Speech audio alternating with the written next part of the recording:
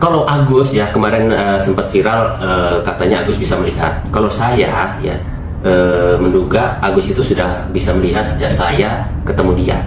Kenapa begitu? Pada saat dia video call dengan para tabas itu pakai telepon saya. Jadi dia sempat memperhatikan, melihat dengan dekat para tabas. Di situ saya pastikan dia bisa melihat walaupun masih sama-sama kan seperti itu gitu.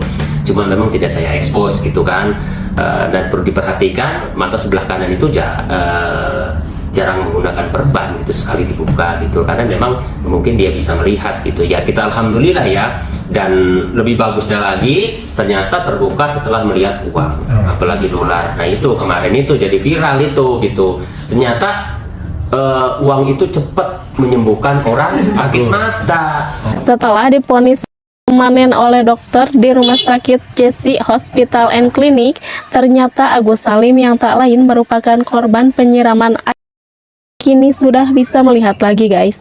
Agus Salim merasa mendapat mukjizat setelah tiba-tiba bisa kembali melihat lagi. Agus bahkan mengetes matanya dengan melihat uang, padahal di podcastnya Denny Sumargo, Agus Salim mengatakan telah divonis buta permanen oleh dokter di Rumah Sakit Jessi Hospital and Clinics. Lantas saat ini heboh Agus Salim yang mendadak bisa melihat lagi.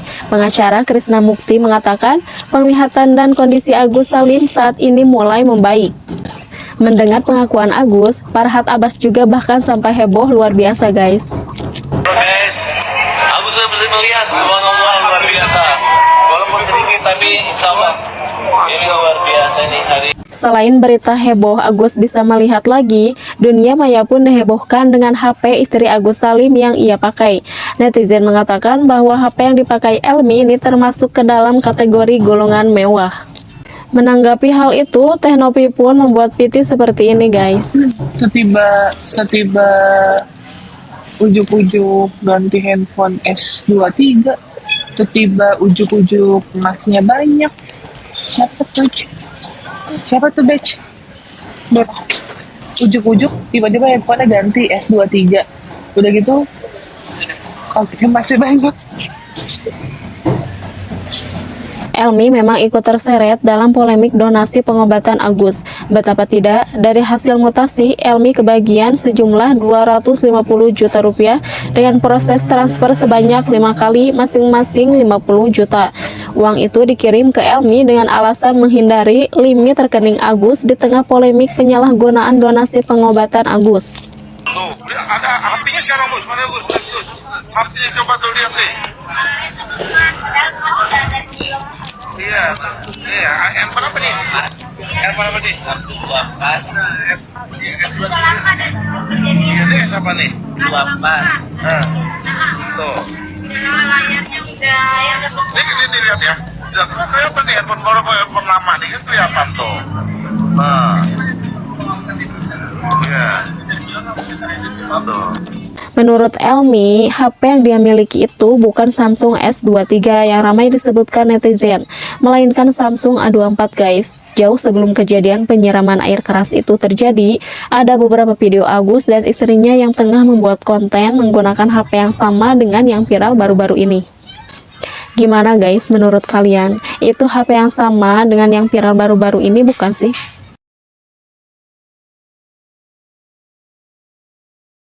Kasus Agus ini banyak menyita perhatian publik, terutama saat ada perempuan berkomentar pedas dalam video tersebut. Pada saat di podcastnya Denny Sumargo beberapa waktu lalu, Agus memang mengungkapkan sesuatu yang mengejutkan. Di dalam pengakuannya itu, ia menyebutkan bahwa ia sempat mencoba menggunakan fasilitas eksekutif atau tanpa asuransi, namun akhirnya kembali menggunakan BPJS untuk pengobatan matanya itu.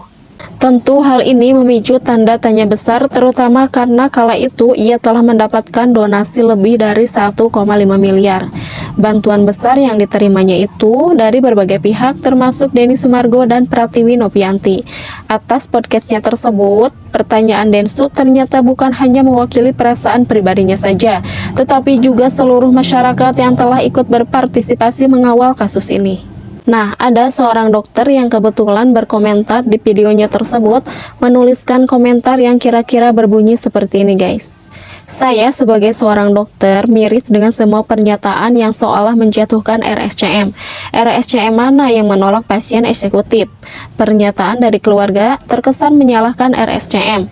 Bagaimana kalau Bang Densu langsung ke pihak RSCM-nya langsung menanyakan? Karena setahu saya, pasien berhak memilih apakah ia ingin menggunakan BPJS atau mau berobat secara eksekutif alias pasien umum. Yuk usut aja biar tahu mau bohong apalagi keluarganya. Ini saya ya Mas Bagas ya. Karena saya juga di sini cuma menerangkan sangat sayang ada statement begitu dari keluarga Agus untuk RSCM. Setingkat RSCM aja yang rumah sakit nomor 1 ya, yang baik, rumah sakit negeri ya, yang bagus di Indonesia.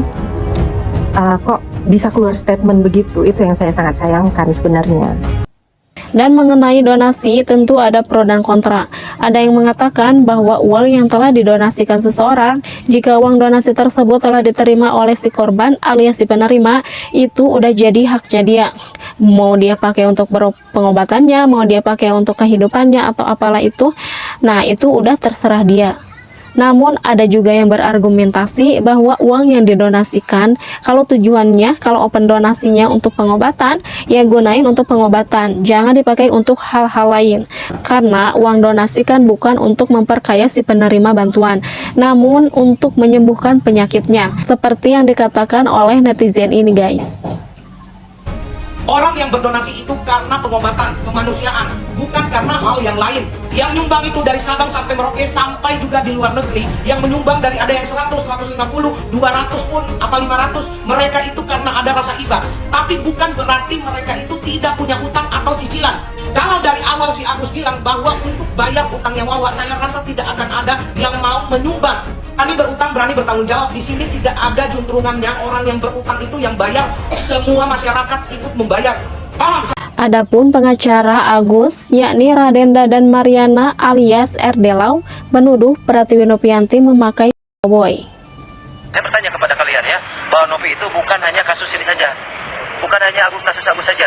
Kita nanti dapat informasi dari salah satu kuasa hukum di Kediri ya, bahwa juga akan melaporkan terkait penyalahgunaan donasi. Menyikapi tuduhan tersebut, Novi langsung melakukan tes urin dan pengambilan sampel rambut untuk tes narkoboy tersebut. Teh Novi mengambil langkah produktif dengan membagikan video saat pengambilan sampel rambut untuk diuji. Assalamualaikum warahmatullahi wabarakatuh. Sekarang tanggal 29 Oktober 2024. Saya sudah melakukan tes. Ini rambut saya sudah diambil 2 kali. Jadi nanti kita tinggal tunggu hasilnya. Bismillah, terima kasih.